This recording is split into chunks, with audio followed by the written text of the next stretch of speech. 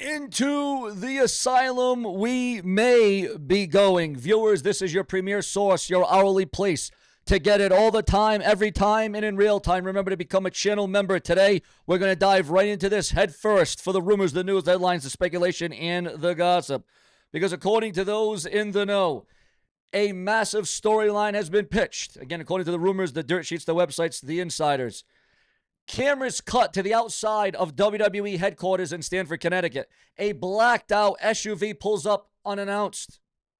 Again, if you like videos like this, subscribe, click that bell, turn on all notifications, and comment below about all the things that get leaked on this very YouTube channel, Sean's View. Again, a blacked out SUV pulls up unannounced.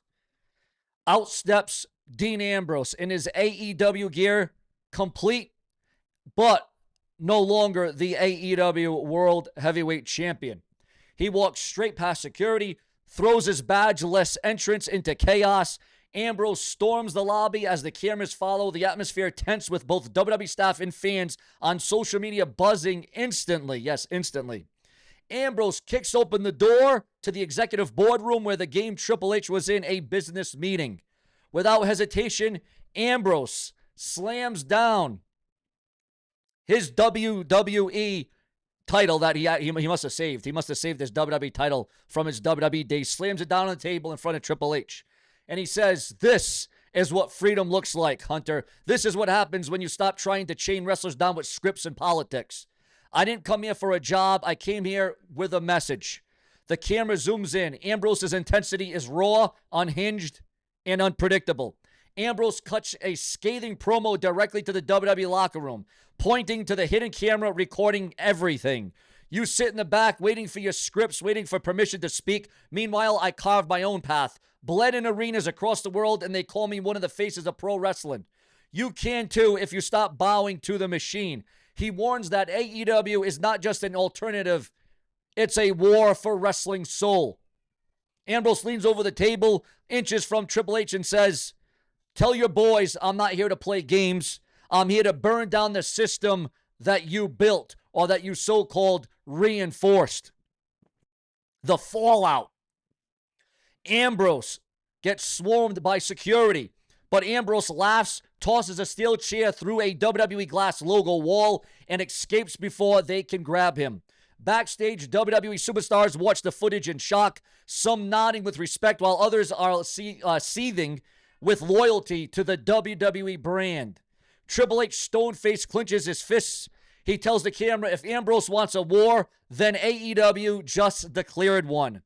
Now, what kind of ripple effect is this angle and this storyline going to have? Social media explodes. Fans argue whether Ambrose was right or if he disrespected WWE's legacy. On Raw the next week, certain superstars tease breaking the mold, taking unscripted shots live on air. On AEW Dynamite, Ambrose reveals the mission that isn't just personal. He's coming back to WWE turf, city by city, until the entire roster feels the chaos. The arc sets up cross-promotion tension, potentially teasing a dream AEW versus WWE invasion angle with Ambrose as the spark. Now, this storyline will work both as a shocking and one-off invasion or the start of a long arc that forces WWE talent to question their loyalty and brings a true sense of unpredictability back into wrestling. Now, this, guys, would be epic. What would you think about this angle, this storyline? Will it come to life? Is this something that you would want to see?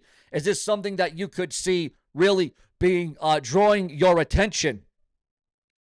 Now, Michael Cole would be saying during all this thing, wait a minute, that's Dean Ambrose. What the hell is he doing here? And again, Ambrose will storm past security, smirking, and as guards scramble, he throws open the glass door and the camera crew rushes to keep up. Ambrose says, "Out of my way. I don't need clearance. I am clearance." Employees watch in shock as he walks straight to the boardroom where Triple H was in a meeting. And again, Triple H was calm but tense. We're going more into this. We're diving more into the rumor, the speculation about this angle, this storyline, this one where we could pivot all over the place. Dean, or should I say Jon, you don't belong here anymore. You walked out. You made your choice. And then Ambrose would respond, "No, Hunter, I didn't walk out. I walked up. And now I'm here to deliver a message, not just to you, but to every single puppet sitting in your locker room." Ambrose then grabbed the camera and pulled it close to his face. Ambrose would then say the following: "Listen up, boys and girls. While you're in the back waiting for permission to breathe. I'm here proving I don't need anyone's script. I bleed for this business. I fight for it, and you can too if you stop bowing to the machine. He, again, leaned toward Triple H. He told the locker room, AEW isn't an alternative. We're the revolution, and I'm not here to play games. I'm here to burn down the kingdom, and I'm going to burn it to the ground. And alarms go off in chaos. Again, there's arcs to this. So you say, no, Sean, you already said this. No. There's arcs. There's different ways. There's different vantage points. Triple H slams the table, breathing heavily, staring into the camera. And again, Triple H would reiterate, if it's a war he wants, it's a war he'll get. The screen would then cut to black with bold red letters. The asylum returns, but who will follow? Now, that is huge, guys. This is absolutely huge. And this is going to expand into Raw, SmackDown. Again, there's going to be arcs. There's going to be developments. There's going to be latest. But as the weeks go on, guys, there's going to be more to come. Again, more leaks are going to be coming in. More script leaks are going to be coming in. The first response to this by the WWE locker room. Triple H calls a closed-door meeting with WWE locker room, and he says loyalty will be tested. Suddenly, Seth Rollins interrupts, saying, Hunter, I know Dean better than anyone. You think this is just about him? It's bigger. And if you don't handle it, he'll tear the place apart from the inside. Triple H then tells Seth that maybe you're the one to stop him. On Dynamite, Ambrose teases, next week, I'm not coming alone. We go into the next week, the Crossroads. Raw, the show ends with Ambrose in the crowd holding a megaphone. He yells, this is where the walls start to crumble before vanishing into the fans. SmackDown would see AJ Styles cut a cryptic promo, loyalty or freedom. Sometimes you have to choose. Then on AEW Dynamite, Ambrose introduces a shocking guest, Cesaro, who says WWE wasted his potential. Social media explodes. Who's next to jump? Then on Monday Night Raw, we see a returning Kevin Owens call out Ambrose on the mic. You don't speak for us. You want to tear down WWE? Then you'll have to go through me. Triple H then would book Kevin Owens versus Ambrose at an unsanctioned event, not on WWE TV, but a special interpromotional match at a neutral venue. Then on AEW Dynamite, Ambrose says, this isn't about matches, this is about a movement. But if Owens wants to fight, he'll drown. He'll drown in chaos. Tens of more defective leaks. Again, there's going to be defectors in this thing. Rumors swirl about Ziggler, Ricochet, and even Sasha Banks. The next week would see Raw. Kevin Owens versus Ambrose fight is replayed with AEW cameras filming. Ambrose wins brutally with barbed wire chair shots, leaving Kevin Owens bloody. Triple H then snaps. Enough. Ambrose wants war at Survivor Series, WWE versus AEW. Let's settle it. Then on SmackDown, Seth Rollins is revealed as Team WWE captain. He cuts a passionate promo about fighting for the shield he built. Then on AEW Dynamite, Ambrose declares, Team AEW doesn't follow captions or captains. We follow chaos. Survivor Series is the beginning of the end for the WWE. And then, guys, the script is going to leak about the WWE versus AEW Survivor Series 5-on-5 traditional Survivor Series style. It is going to be one for the ages. If you want more videos, more chapters, more script leaks, more rumors, news, headlines, if you want WWE talk like this, click the bell, subscribe, and comment today. This all started with Ambrose storming into WWE headquarters with a message that he believes in, a message that he sees, a message that only he could follow through with it, could Dean Ambrose. So again, it all comes down to your thoughts, your comments, and your opinions on this entire matter, because this is what we do, because I am Sean's freaking view. What did you think about that story? What did you think about the arcs? What did you think about the follow-up? What did you think about the chapters? Again, if you like these kind of videos, click the bell, become a channel member today. We'll give you more of these videos throughout the week. Follow-ups, the chapters are going to be unbelievable. Okay, I can assure you of that. But as we talk about that, we got breaking news as a championship, the uncertainty of a title. Yes, you heard that right. The uncertainty of a championship in the WWE, because according to the dirt sheets, the websites, and the newsletters, Sol Ruka addresses the uncertainty surrounding the WWE Women's Speed Championship. I think the WWE has already retired the Men's Speed Championship.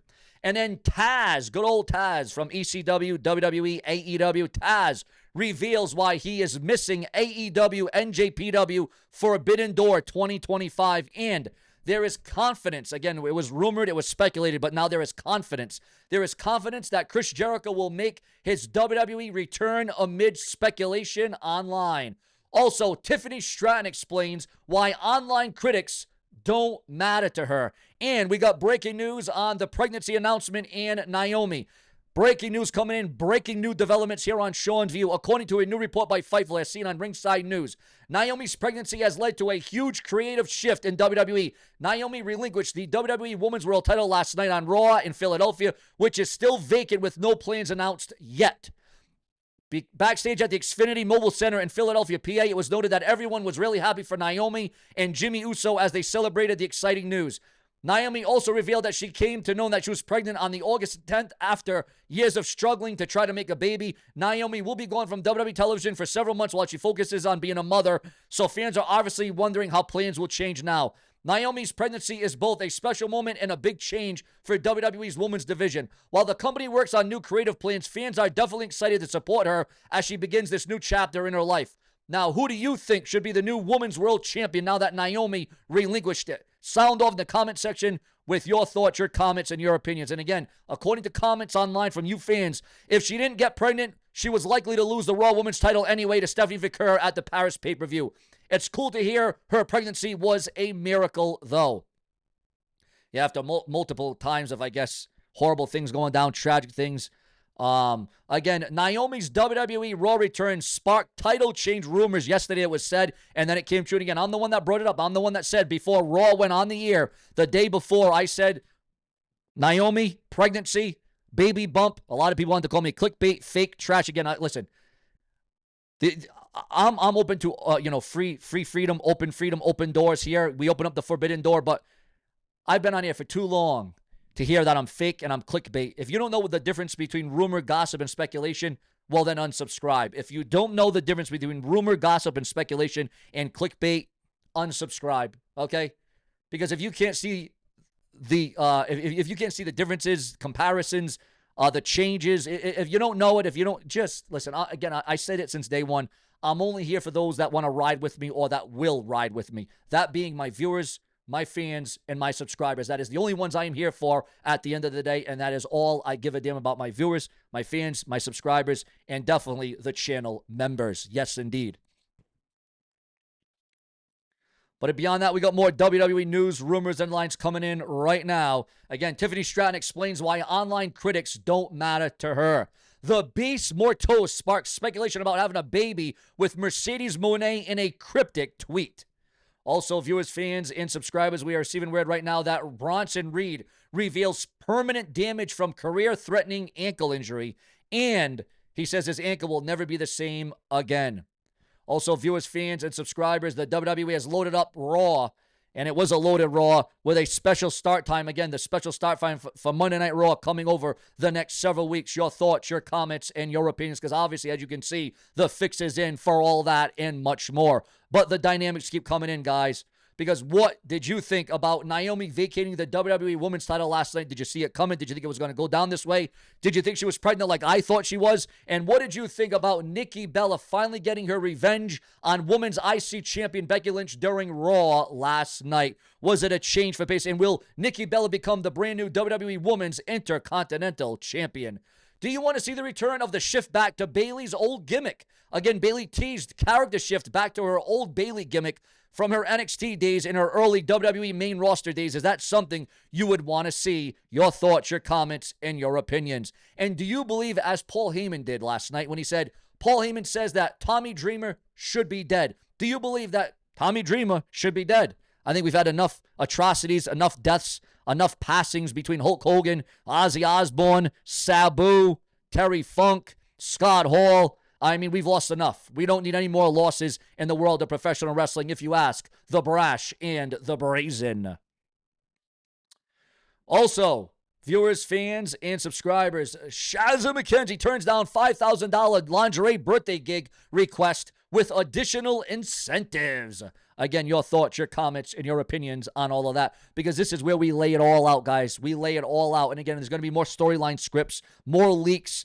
Again, that's what this show's about. Rumors, news, speculation, gossip, leaks, all the up-to-date, up-to-speed. Sean View Entertainment will give you the need to want more. Because, again, the expectations are at an all-time high. As a matter of fact, it is sky high. Scribe.